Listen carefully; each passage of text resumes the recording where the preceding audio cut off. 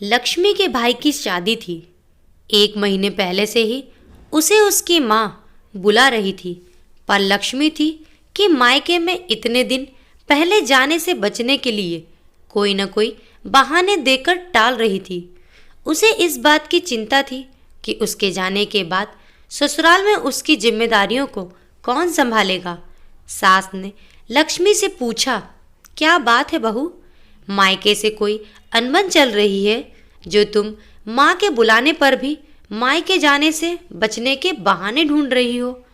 लक्ष्मी ने कहा, माँ जी, मायके से कोई अनबन नहीं चल रही, पर मुझे इस बात की चिंता है कि मैं अगर महीने भर मायके में रह जाऊंगी तो मेरे पीछे इस घर में काम कैसे होगा, घर की जिम्मेदारियां कौन संभालेगा।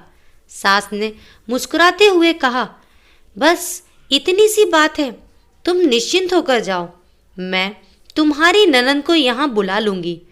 बस कुछ दिनों की तो बात है, वह सब संभाल लेगी।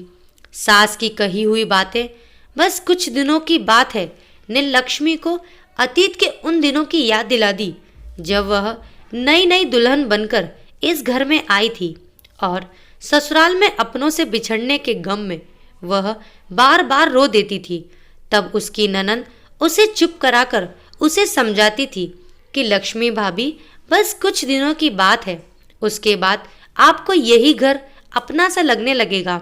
उसे लगता था कि उसकी ननद उसे चुप कराने के लिए उसे यह आश्वासन दे रही है, पर धीरे धीरे उसे समझ में आया कि यह आश्वासन नहीं, सच्चाई है।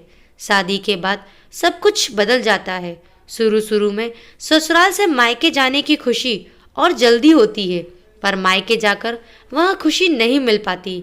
हर घड़ी हर पल बस ससुराल की चिंता सताती है। लक्ष्मी मायके जाने की तैयारियों में जुट गई, पर मन ही मन सवालों में उलझी थी कि कैसे यह रीत बनाई है। जिस आंगन में जन्म हुआ, पली बड़ी, उस आंगन से प्यारा उसे अब ससुराल का आंगन लगता है। आशा करती हूँ दोस्तों आपको ये कहानी जरूर पसंद आई होगी। अपने विचार हमें कमेंट बॉक्स में लिखकर जरूर भेजें और हमारी कहानी को लाइक करें और ज़्यादा से ज़्यादा शेयर करें। अगर आप हमारे चैनल पर नए हैं तो हमें सब्सक्राइब करना ना भूलें। Thank you.